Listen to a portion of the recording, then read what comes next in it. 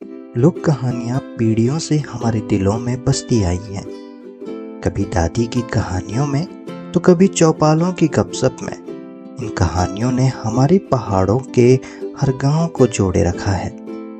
हम भी अपने खास कार्यक्रम घिनोड़ी में इन्हीं लोक कथाओं को कहते हैं।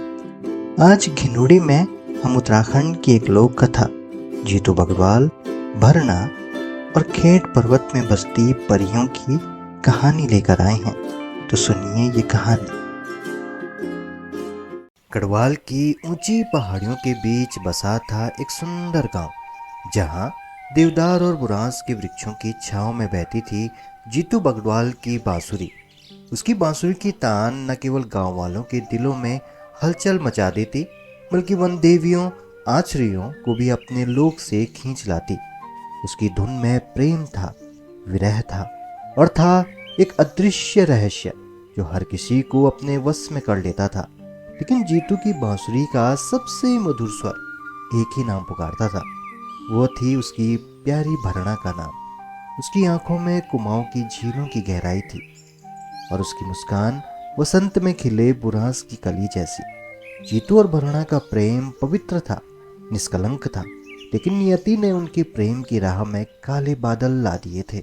गर्मियों की एक भोर, जब सूरज की पहली किरणें पहाड़ियों की चोटियों को सुनहरा कर देती थी, जीतू का छोटा भाई सोबनू गांव के पंडित जी के पास गया, खेतों में रुपाई का शुभ मुहूर्त निकलवाने।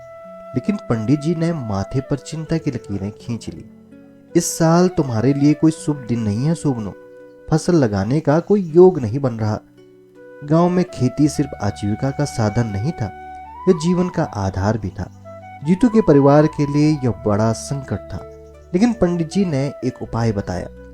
तुम नहीं कर सकते, लेकिन तुम्हारी भुल्ली शोभनी जरूर कर सकती है। 6 गति आषाढ़ के दिन अगर वो रुपाई करे तो अनिष्ट टल सकता है। शोभनू जब ये खबर लेकर घर लौटा तो उसकी मां ने राहत की सांस ली। लेकिन जीतू के दिल की धड़कनें तेज हो गई। शोभनी ब्याही थी रैंथल गांव में, वहीं गांव जहां उसकी प्यारी भरना थी। उसी शाम जीतू आंगन में बैठा था। अचानक आकाश में काले कौवों का झुंड शोर मचाता हुआ उड़ गया। पहाड़ों में यह बहुत बुरा शकुन माना जाता है। बूढ़ी दादी ने भी सिर पर हाथ रख लिया। हे भगवान, ये क्या होने वाला है? सभी ने बूढ़ी दादी की बात को अनसुना कर दिया। जब रात गहराई तो जीतू की आंखों में नींद नहीं थी। हवा में बांसुरी की प्रेम धुन तैर रही थी। उसकी आंखों में बार बार भरना का चेहरा नजर आ रहा था। भरना से मिलने की ऐसी तड़प जीतू के दिल में थी कि वो सारी रात सो ही नहीं पाया और रात भर करवटें बदलता रहा। अगली सुबह जब जीतू निकलने लगा तो आंगन के तुलसी चौरे से जलता हुआ दिया अचानक बुझ गया। माँ का दिल मानो कांप उठा। यह अपशकुन है बेटा, मत जा। लेकिन जीतू ने माँ के डर को अनदेखा कर दिया। उसने माँ के चरण छुए और आंखों में हौसला भर कर कहा, माँ, तकदीर से बड़ा कोई अपशकुन नहीं होता। अगर मेरा रास्ता लिखा जा चुका है तो उससे मैं भाग नहीं सकता। यह कहते हुए वो कंधे पर बांसुरी लटकाए घर से निकल पड़ा। पर उसे यह नहीं पता था कि खेट पर्वत के घने जंगलों में उसकी तकदीर किसी और रंग में लिखी जा रही थी। जीतू पथरीली पगडंडियों से गुजरते हुए खेट पर्वत के पास पहुंचा। सूरज ढलने लगा था और जंगल के घने साए किसी अनदेखे भय की तरह उसके चारों ओर गहराने लगे थे। खेट पर्वत का यह इलाका लोक गाथाओं से भरा था। गांव के बुजुर्ग कहते थे कि यह आचरियों का लोक है। वे दिव्य परियां जो केवल उसी इंसान के पास आती हैं जिसकी आत्मा संगीत से बंधी होती है। थकान से चूर जीतू ने एक पुराने पीपल के नीचे बैठकर अपनी बांसुरी निकाल ली। जैसे ही उसकी अंगुलियां सुरों पे खेली, जंगल की खामोशी टूट गई। बांसुरी की धुन हवा में घुलने लगी। पहाड़ों की वादियों में, देवदार के पेड़ों में और दूर तक फैले सन्नाटे में यह धुन तैरने लगी। अचानक हवा में घुंघरुओं की हल्की आवाज तैरने लगी।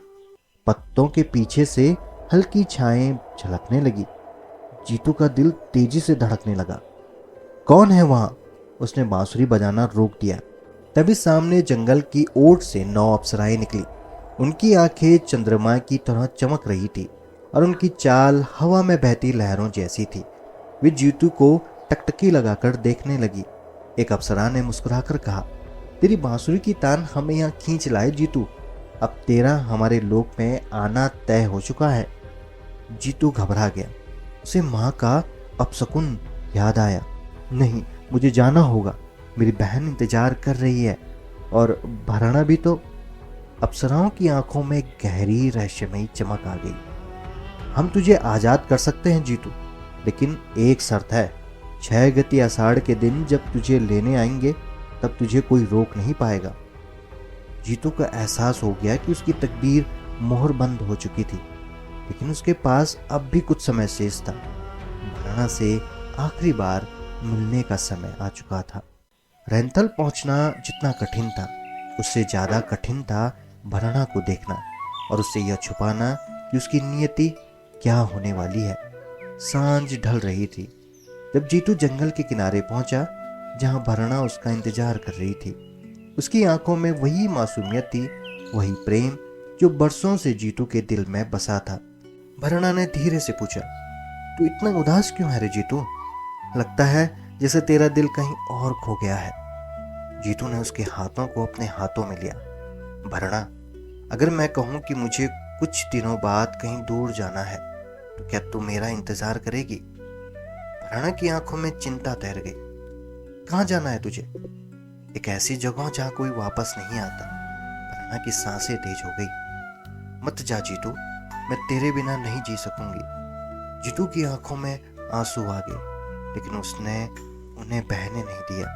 उसने अपनी बांसुरी भराना के हाथों में रख दी। जब भी मेरी याद आए ना भराना, इसे बजा लेना, मैं जहां भी रहूंगा सुन लूंगा। भराना ने बांसुरी को अपनी छाती से लगा लिया, लेकिन उसे नहीं पता था कि यह उनकी आखिरी मुलाकात थी, क्योंकि नियति पहले ही फैसला कर चुकी थी। 6 गति आषाढ़ का दिन आ पहुंचा। गांव में उत्सव का माहौल था। पहली बार खेतों में हल चलने वाला था और गांव वालों के चेहरों पर आशा की चमक थी। वर्षों की मेहनत रंग लाई। खेतों में हरी भरी फसल लहला रही थी। अनाज की बालियां झूम रही थी। यह जीतू की मेहनत और संघर्ष का परिणाम था। सूबनी, जीतू की बहन, खेत की मेड़ पर खड़ी थी और उसकी आंखों में खुशी के आंसू थे। वो आज अपने भाई को उस वादे की याद दिला रही थी जो उसने खेतों के हरियाने पर कहा था। भाई, अब तो हमें छोड़कर मत जाना, अपनी मिट्टी के लिए जीना। लेकिन जीतू की आंखों में अजीब सा सन्नाटा था। उसके भीतर एक गहरी हलचल थी, मानो कोई अदृश्य शक्ति उसे खींच रही हो। उसने हल को हाथ में थामा और जैसे ही उसने पहली मिट्टी को चूमा, आकाश में गहरी घटाएं उमड़ आई। तभी जंगल में घुंघरू की आवाज गूंज उठी। गांव वालों ने चौंक कर देखा। 9 आचरियां खेत की मेड़ पर खड़ी थी, जो स्वर्णिम आभा से दमक रही थी। उनकी आंखों में असमय बिछड़ने की पीड़ा और नियति का क्रूर आदेश झलक रहा था। वक्त पूरा हो चुका है जीतू। जीतू समझ चुका था यह नियति का खेल था। उसने सोबनी की ओर देखा। उसकी आंखों में अनगिनत सवाल थे। क्या वो गांव छोड़कर जाना चाहता है? क्या यह उसकी परीक्षा है? क्या वो लौट पाएगा? लेकिन जवाब देने का समय नहीं था। आचरियों ने अपने जादुई घुंघरुओं को हिलाया और अगले ही क्षण जीतू की तह मिट्टी में समा गई। हल वहीं गिर गया। सोबनी चीख पड़ी, बुला! गांव के लोग स्तब्ध थे।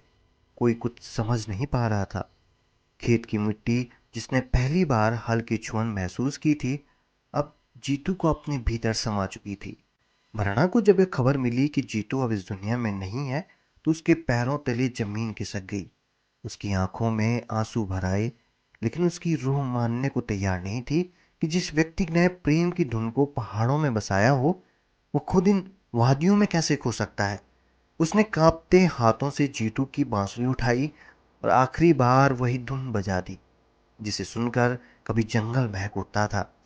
खेत पर्वत की घाटियों में वही मीठी तान गूंज उठी। हवा जैसे एक पल के लिए ठहर गई। पक्षी भी मानो स्तब्ध होकर इस अंतिम प्रेम संदेश को सुनने लगे।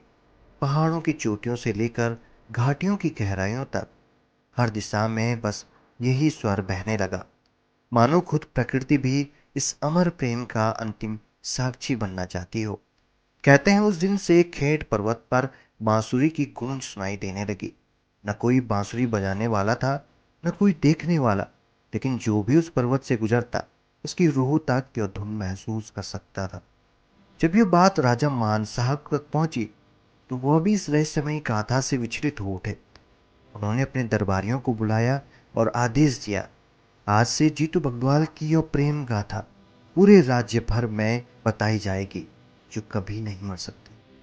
वक्त गुजरता गया, पीढ़ियां बदलती गई, लेकिन जीतू और भरना की कहानी मिट्टी में, हवाओं में और लोकगीतों में हमेशा जिंदा रही। आज भी जब उत्तराखंड के गांवों में हल चलता है, जब कोई बांसुरी बजाता है या जब कोई प्रेम विरह में आंसू बहाता है, लोग जीतू बगद्वाल के गीत गाने लगते हैं।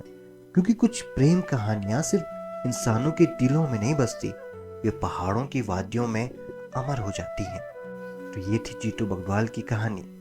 अगर आपको यूं ही उत्तराखंड की लोक गाथा, लोकगीत, उत्तराखंड के विभिन्न विषयों पर जानकारी चाहिए तो हमारे इस चैनल को लाइक, सब्सक्राइब और शेयर करना ना भूलें।